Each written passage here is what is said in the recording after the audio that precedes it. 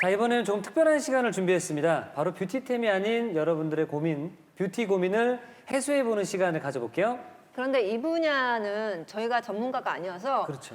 오늘 찐 전문가를 모시고 얘기를 나눠볼까 합니다.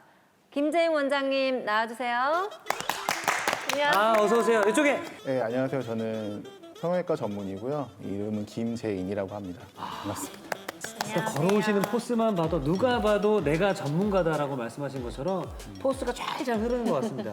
저는 사실 성형외과 전문의 딴 지는 올해 10년 정도 됐거든요. 네. 네, 그래서 10년 동안 수술을 했으니까 네, 또 성형하면은 딱 떠오르는 게 비포 애프터 변화잖아요. 근데 성형에도 트렌드가 있다고 해요. 어떤 건지 설명해 주세요. 전반적인 성향을 보면 과거에는 좀 이렇게 쌍꺼풀 없는 사람을 있게, 그다음에 코가 낮은 사람을 높게 이 정도에서 머물렀었는데 최근에는 이제 쌍꺼풀의 높이라든가 모양이 조금 더 자연스러운 쪽으로 가는 추세, 그리고 코도가 이제 예전에는 그냥 높게만 이렇게 생각했지만 요즘에는 모양이 예쁜, 그래서 코끝 모양을 좀 바꿔주는 이런 식으로 조금 더 수술이 좀 세분화됐다고 보시면 될 것 같습니다. 유행이었었죠. 그 사실 이제 시청자분들이 궁금한 질문들을 몇 가지 제가 좀 뽑아왔는데요. 어떤 것들이 있었는지 말씀드려 보도록 하겠습니다. 쌍꺼풀이 있어도 뭔가 답답해 보이는 이미지 때문에 고민인데 인상을 좀 또렷하게 만들 수 있을까요? 라고 하시네요. 이럴 때 해결 방법이 있나요?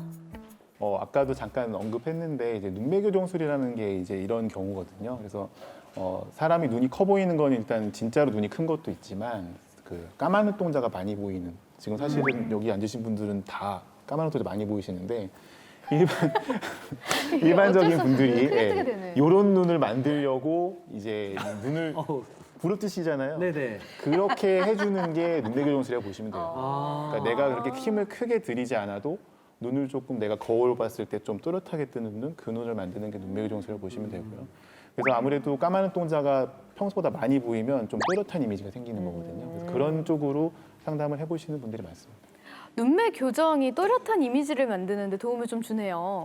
그렇죠. 아까 뭐 말씀드렸지만 서클 렌즈들을 많이들 끼시는데 그게 사실 원리가 이 자기 검은 눈동자보다 조금 크게. 예. 그래서 그냥 친정 만화 주인공 눈 생각하시면 돼요. 그래서 그런 식으로 만드는 건데 그렇게 인위적으로 눈을 크게 만드는 방법도 있지만 그냥 사실 눈을 잘 떠버리면 되는 거거든요. 예. 눈을 잘 뜨면 그만큼 까만 눈동자가 많이 보이니까 훨씬 자연스러우면서도 또렷한 효과를 만들 수가 있죠.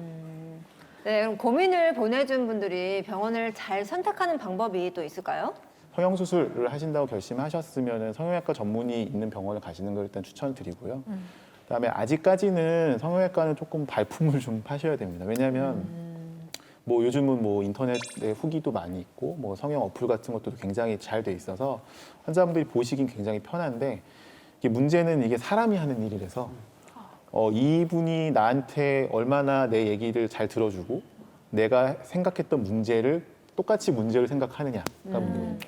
그리고 얼굴뿐만 아니라 내 몸 중에서도 자기만 아는 아킬레스건이나 고민들이 좀 있잖아요. 그런 부분들도 상담을 잘 해주신다고 들었어요. 일단은 아무래도 몸에 관한 것들은 이제 본인들만 아는 부분도 있고 남들이 봤을 땐 전혀 문제가 아닌데 본인은 고민스러운 부분들이 있기 때문에 그런 부분에 대해서는 이제 정확하게 알려드리고자 제가 화면을 좀 준비했습니다. 네. 안녕하세요. 뷰티앤뷰티 황지영입니다. 요즘 성형에 대한 관심이 늘어나면서 당당하게 성형하는 추세잖아요. 그렇다고 무턱대고 했다간 큰일 날 수 있습니다. 오늘 성형에 대한 A to Z 시원하게 낱낱이 풀어드릴게요. 와, 병원 실내가 엄청 세련됐어요. 약간 갤러리에 온 느낌도 들고요. 핑크핑크한 게 여자들이 딱 좋아하는 인테리어 같은데 사실 성형 상담하러 오면 좀 긴장감도 들고 그렇잖아요. 그럴 때 이 인테리어 안에 있으면 약간 따뜻함도 들면서 긴장감도 완화되고 편안함을 느낄 수 있을 것 같아요. 안녕하세요. 안녕하세요. 네, 오늘은 제가 뷰티앤뷰티 식구들을 대표해서 궁금증을 좀 해소하려고 왔는데요. 특히 여자분이라면 가슴 성형에 대해서 한 번쯤은 다 관심이 있으셨을 거예요. 그래서 오늘 좀 궁금증을 해소해 주실 수 있을까요? 제가 주로 하는 수술이니까요. 뭐 아는 선에서는 최선을 다해서 말씀드리겠습니다. 네, 우선은 어떤 분들이 가장 많은 고민을 갖고 찾아오시나요? 일단은 아무래도 가슴 크기 때문에들 많이 오시거든요. 옷태가 안 살아요라든가 아니면 운동하거나 뭐 수영복 입거나 이럴 때 예쁘지 않다. 이런 불만들로 많이 오시긴 합니다. 그럼 원장님이 수술할 때 가장 중점을 두는 건 어떤 거세요? 일단 제일 중요한 건 안전이라고 생각하거든요. 그래서 저처럼 이렇게 인공 보형물을 몸 안에 넣는 수술을 하는 사람들은 그 부분이 제일 예민할 수밖에 없거든요. 그래서 수술방 시설도 최대한 에어컨 흡사하게, 원래 국가에서 정해준 기준이 있지만 그거보다 좀 더 엄격하게 해서 뭐 내시경이라든가 이런 뭐 안전장치 이런 것들에 대해서는 좀 엄격하게 만들어 놓을 필요가 있거든요. 그래서 일단 저는 안전이 제일 중요하다 일단. 그리고 가슴 수술하는 사람들 입장에서 또 하나 중요한 거는 수술 후 관리거든요.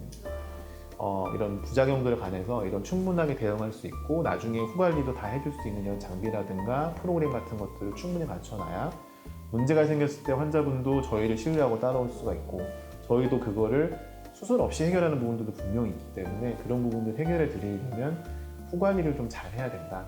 저는 개인적으로 그 두 가지가 제일 중요하다고 생각합니다. 가슴 수술이 특히나 성형 수술 중에 가장 만족도가 높은 수술이라고 그러더라고요. 이제 아무래도 없다가 생기니까. 그렇죠, 그렇죠. 네. 쌍꺼풀 수술도 만족도가 되게 높은 이유가 뭐냐면 쌍꺼풀이 없는 사람이 생기니까라는 개념처럼 가슴도 없던 분들이 생기고 이렇게 되면은 여자분들은 좀 공감하실지 모르겠는데 옷태도 확 달라지고요. 그러면 이제 이 방송을 보시고 가슴 수술 솔깃하시는 분들이 많을 것 같아요. 그런 분들에게 마지막으로 이거는 꼭 알아줬으면 한다 이런 게 있다면요? 일단은 아까도 앞에 설명을 드렸지만 크기에 너무 집착을 하실 필요는 없습니다. 그러니까 실제로 보형물을 피팅해보고 가상 성형으로 예상을 해보고 이게 내가 어울린다를 정하는 건 사실은 본인이에요. 본인이 보시고 본인이 판단하고 이 정도 크기가 좋아요 라고만 해주시면 그게 이제 본인 몸에 된다 안 된다를 제가 결정한 거예요. 그러니까 크기에 관해서 처음부터 어떤 고정관념 갖고 오신다든가 나는 얼마 이상으로 할 거야 나는 몇 컵이 될 거야 이런 건 사실은 크게 의미 없으니까 그냥 편안한 마음으로 상담을 받으시는 게 좋고요. 그리고 그 다음에 제일 아무튼 아까도 말씀드렸던 부분 중에 안전이 제일 중요하기 때문에 일단은 수술 전, 수술 후에 항상 관리라든가 이런 수술 시스템 같은 것도 항상 잘 확인하고 수술하시는 게 중요합니다. 오늘 원장님 말씀 들으니까 뭔가 여기서 수술하면 안전하게 뭔가 예쁘게 잘 될 것 같은 그런 인터뷰였습니다. 오늘 답변 감사합니다. 감사합니다.